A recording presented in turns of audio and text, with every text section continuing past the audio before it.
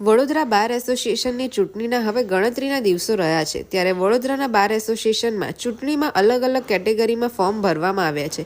20 ડિસેમ્બરે ચૂંટણી યોજાવાની છે ત્યારે આ વખતે જોઈએ કે પ્રમુખ પદે કોણ બેસશે।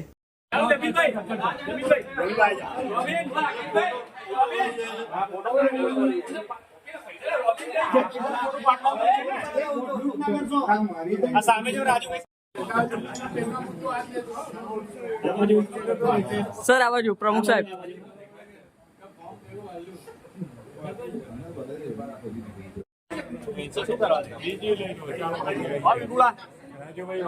Thank you sir. बाद में आयो राजू बसो आजू बाजू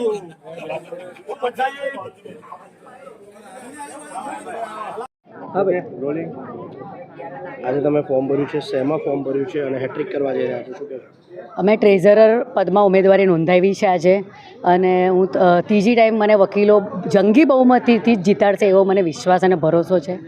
2 વખત તો મને જીતાડી જ છે, પણ આ વર્ષે પણ મને જીતાડશે એવો મને પાક્કો વિશ્વાસ છે। યંગસ્ટરના નવા વોટ છે, શું કહેશો નવા વકીલોને? યંગસ્ટરનું ફક્ત એવું જ કહેવું છે, ફક્ત અને ફક્ત અમને કંઈ તકલીફ પડે તો અમારી જોડે રહેવું, એ જ ઉમેદવારોને અમે વોટ આપીશું। તો એમને મારા પર એટલો બધો વિશ્વાસ છે કે બસ નિમિષાબેન જ અમને તો અમારી સાથે હર હંમેશ ક્યારે પણ એ ફોન કરે, અડધી રાતે કરે, રાતે 2 વાગે પણ ઇવન પોલીસ સ્ટેશનમાં જવાનું તો પણ નિમિષા ધોત્રે આવશે એવો એમને વિશ્વાસ છે, ને તેઓ તો મને જ ફક્ત ને ફક્ત નિમિષા ધોત્રેની આગળ જ વોટિંગ કરશે એવું એમનું કહેવું છે। શું લાગે છે, 2 વખત તો આમ કોમ્પિટિશન જેવું નહોતું, આ ત્રીજી વખત એવું લાગે છે કે? આ ત્રીજી વખત પણ કોમ્પિટિશન તો હોય જ ને, કોઈ પણ ઇલેક્શન છે, આ તો કોઈ પણ તમે ઇલેક્શનો ચૂંટણી હોય કે કંઈ પણ હોય, પણ એમાં તો સામેના પક્ષને ક્યારેય નીચો કે એવું ના સમજવામાં આવે કે એ કશી મહેનત નથી કરી રહ્યો, એ પણ કોમ્પિટિશન આપે જ, એ પણ એને અમુક વોટ લઈને જ બેસેલો હોય છે। એટલે અમે એવું કશું સમજતા ને, મારી મહેનત તો 24 કલાક 12 માસ હું હાજર જ હોઉં છું, વકીલો વચ્ચે હોઉં છું, તે જોઈને વકીલો મને બહુમતીથી જીતાડશે એવો મને વિશ્વાસ છે। વડોદરા વકીલ મંડળમાં સને 1999થી હું વકીલાતની શરૂઆત કરેલી, અને વકીલોની સાથે સાથે વકીલોની લડતમાં દરેક લડતની અંદર સાથે રહ્યો, વકીલોને પડતા પ્રશ્નોની માટે પણ સાથે રહ્યો। ત્યારબાદ વડોદરાના વકીલ સિનિયર જુનિયર વકીલશ્રીઓએ મને 3 વખત જનરલ સેક્રેટરી બનાવ્યો, 1 વખત વાઇસ પ્રેસિડેન્ટ બનાવ્યો। આમ વર્ષોથી હું વકીલોની સાથે એમના પ્રશ્નોનો નિરાકરણ લાવવા સતત પ્રયત્ન કરતો આવેલો છું, અને આજે પણ મેં વડોદરા વકીલ મંડળમાં ઉપપ્રમુખના પદ માટે ઉમેદવારી નોંધાવેલી છે।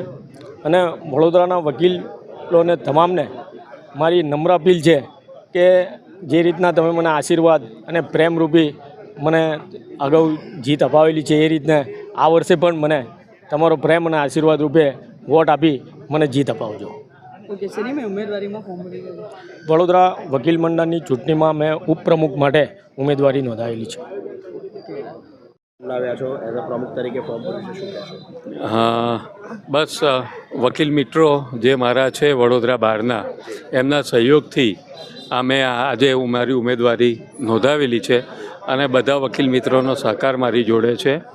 અને પરિવર્તન તો નિયમ છે, પરિવર્તન લાવવું ઘણા બધા લોકો ઈચ્છે છે, એટલા માટે અને વકીલ હિતના કામ કરવા માટે મેં મારી ઉમેદવારી નોંધાવેલી છે।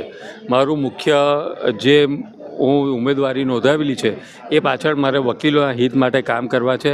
વકીલોને ગ્રુપ ઇન્સ્યોરન્સ મળે અને એમના મરણ પ્રત્યાત કોઈ ચોક્કસ એમને રકમ મળે એના માટે, તથા જુનિયર વકીલો કે જે નવા છે અને એમને માર્ગદર્શન મળે નવા સબ્જેક્ટ પર, એના માટે દર મહિનાના 3જા શનિવારે એક ગ્રુપ લેક્ચરનું આયોજન થાય, જેમાં વડોદરાના એડવોકેટ સિનિયર વકીલો છે એ એમને નવા વિષયો પર અવગત કરે, એવા બધા મુદ્દા સાથે મેં મારી ઉમેદવારી નોંધાવી છે। રનિંગ પ્રમુખ નલિનભાઈ લડી રહ્યા છે, જી જી। ટફ માનો છો, કેટલી રસાકસ છે?